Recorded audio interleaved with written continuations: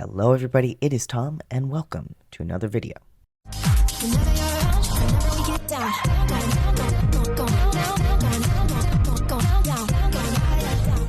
So, as many of you know, I am a huge fan of Avatar: The Last Airbender, and the much anticipated live-action Netflix series finally came out last week. So, like a responsible adult, I binged the entire thing in one sitting, and in this video, I'm going to talk about it. I won't be doing an episode-by-episode reaction, but I will talk about things I liked, things I didn't, and my overall impression of the show.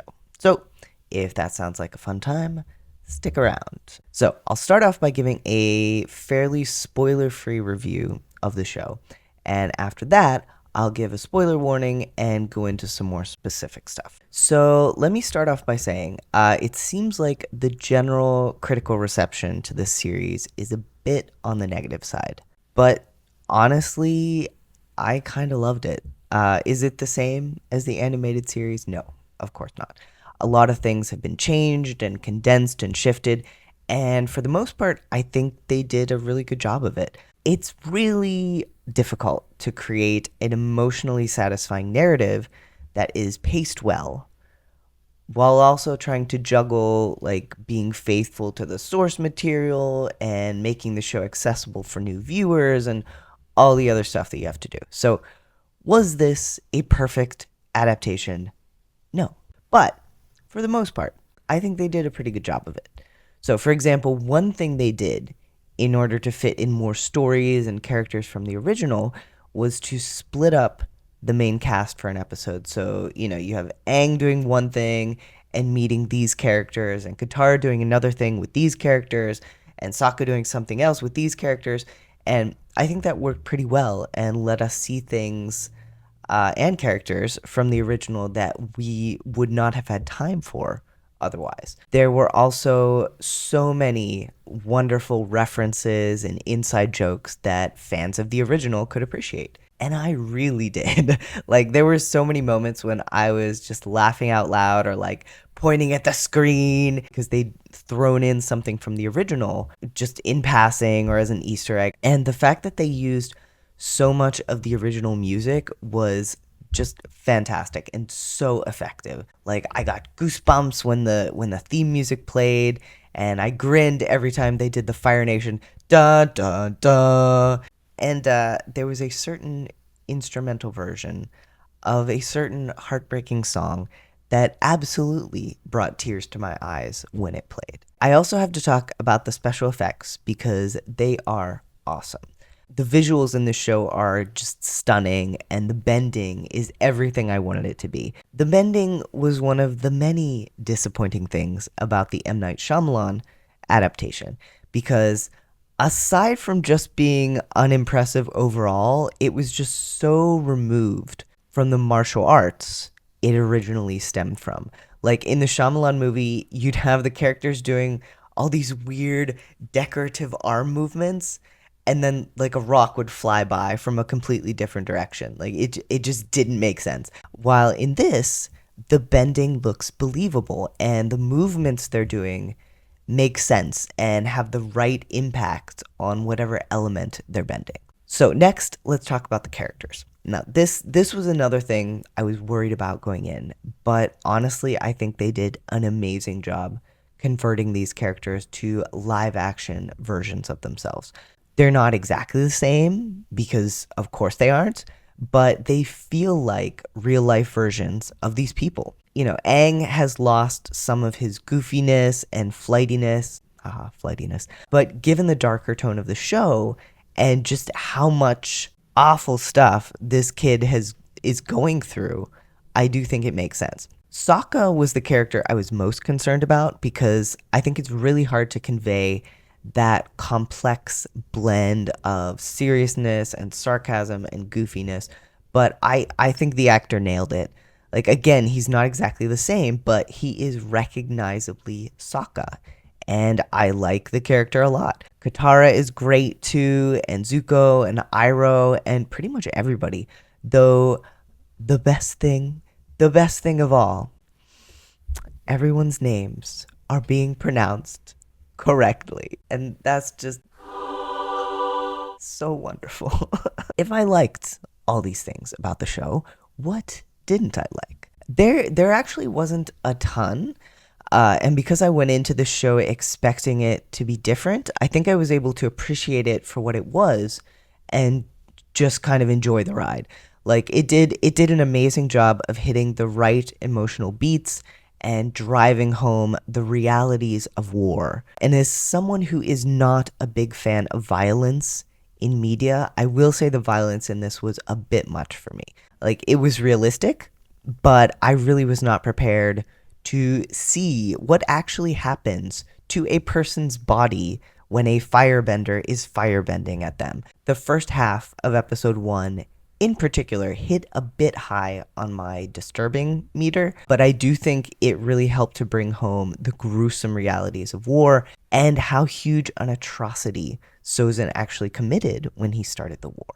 I do also have to mention that there were moments when the acting was not the strongest, especially from some of the younger members of the cast, but you know what? It wasn't bad. It wasn't bad by any means. And while it wasn't Oscar worthy, it was still good enough that it managed to tell the story in an interesting and emotional way. And, it wasn't any worse than the acting we saw from like an 11-year-old Daniel Radcliffe back in the day. So, let's keep things in perspective here. So at this point, I'm going to move into the spoiler section. I will be speaking specifically about things that happened in the show and how I felt about them. So if you don't want to be spoiled, skip ahead to the timestamp that I hope editor me will have remembered to put at the bottom of the screen.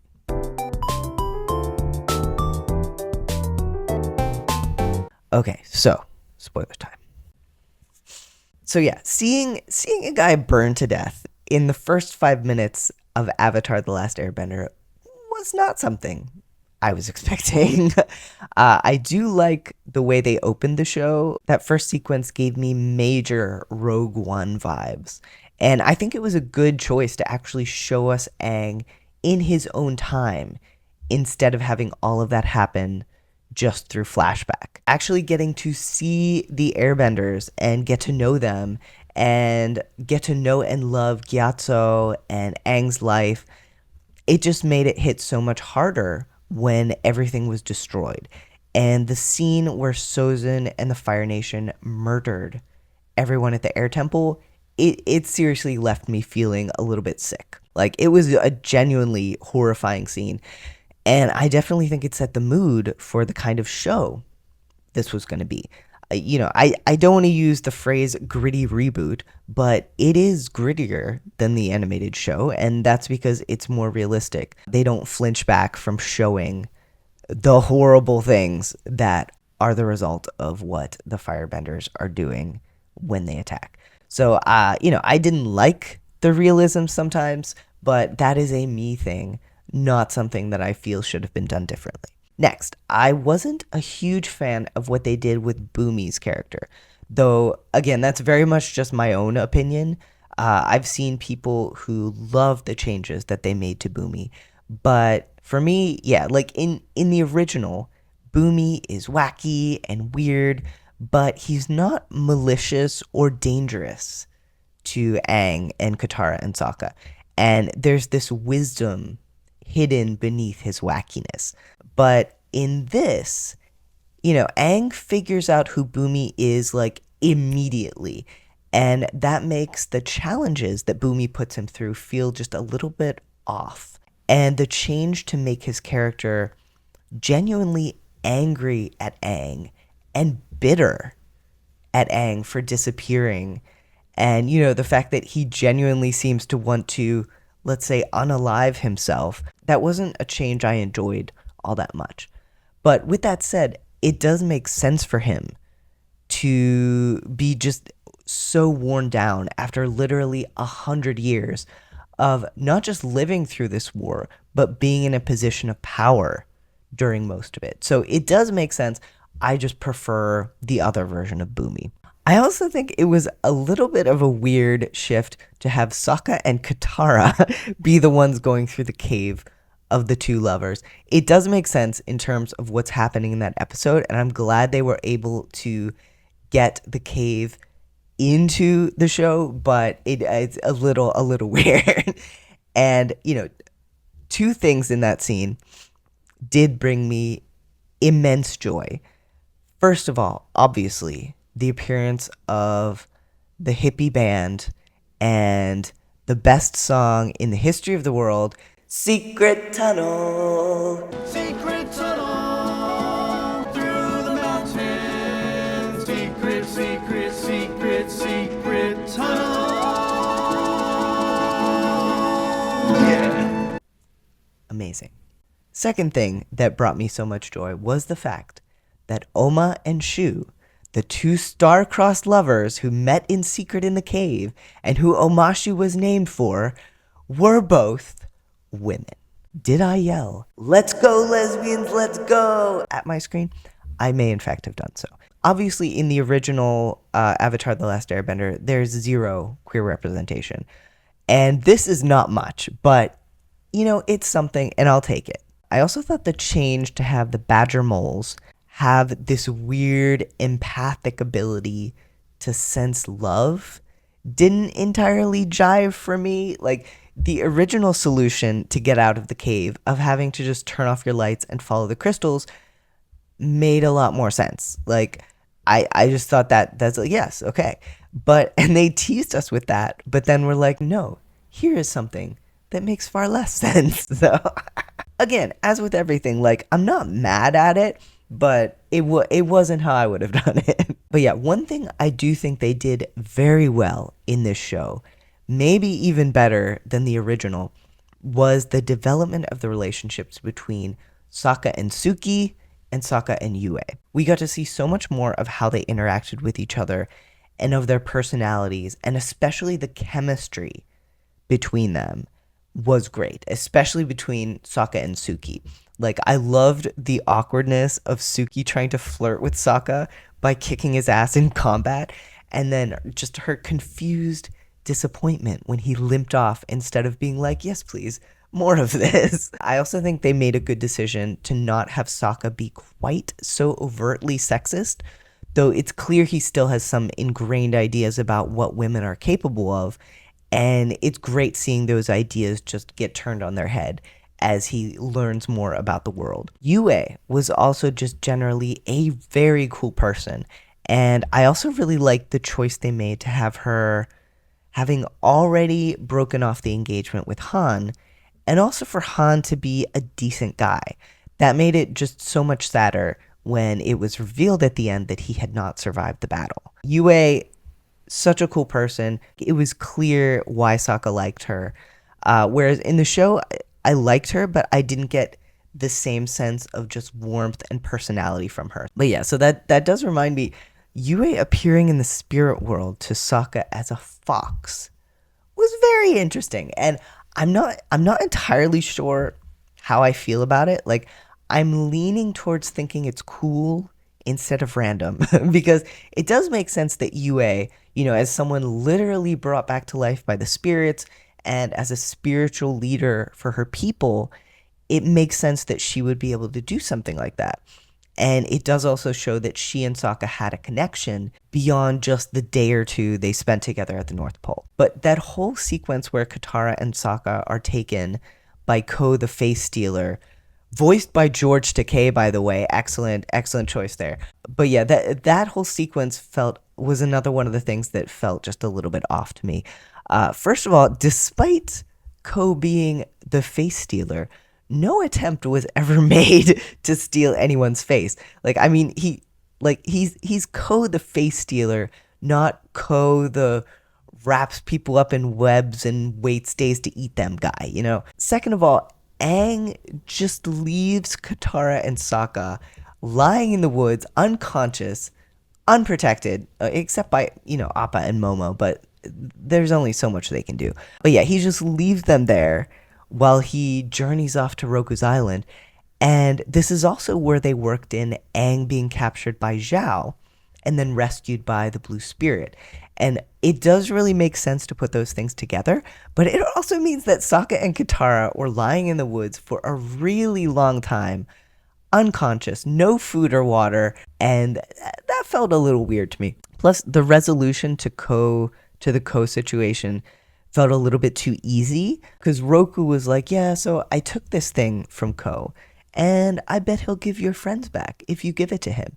And Aang turns around and it's literally right there on the shelf, like 5 feet away from him. They did set it up so it made sense for it to be there, so it wasn't completely random, but it just felt like a little bit too simplistic of a solution. Another thing that felt a little strange was the general lack of urgency regarding them getting to the North Pole.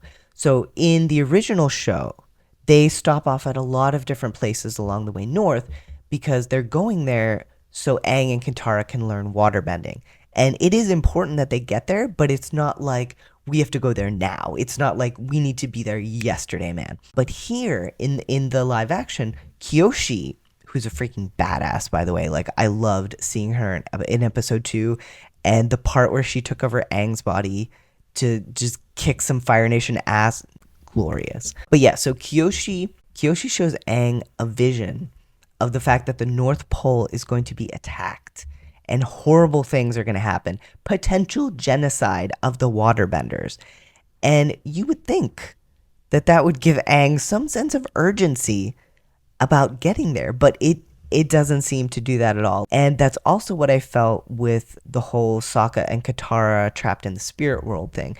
There just was not that sense of urgency regarding moving fast so Aang could save them, especially since we were never told how long Ko would wait before he started eating them. So like it just, the whole thing was like, again, not mad about it, but it didn't quite gel as well as it could have. Anyway, other things. So Teo and Sai were amazing. Danny Pudi as Sai looked exactly like him, and I love how much of a badass Teo is. Like that kid is fearless. It's time to stop hiding.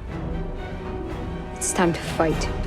And speaking of Sai, I loved him telling Sokka that he should be an engineer, and the whole plot of Sokka feeling like a disappointment to his dad because he couldn't be a perfect warrior was a really interesting addition. Jet was also perfect, and I think they did a really good job of incorporating his story into the Omashu sequence. Oh, and I also have to say that when they flashed back to Lu Ten's death, and Iroh was sitting there while an instrumental version of Leaves from the Vine played in the background, just that really got me.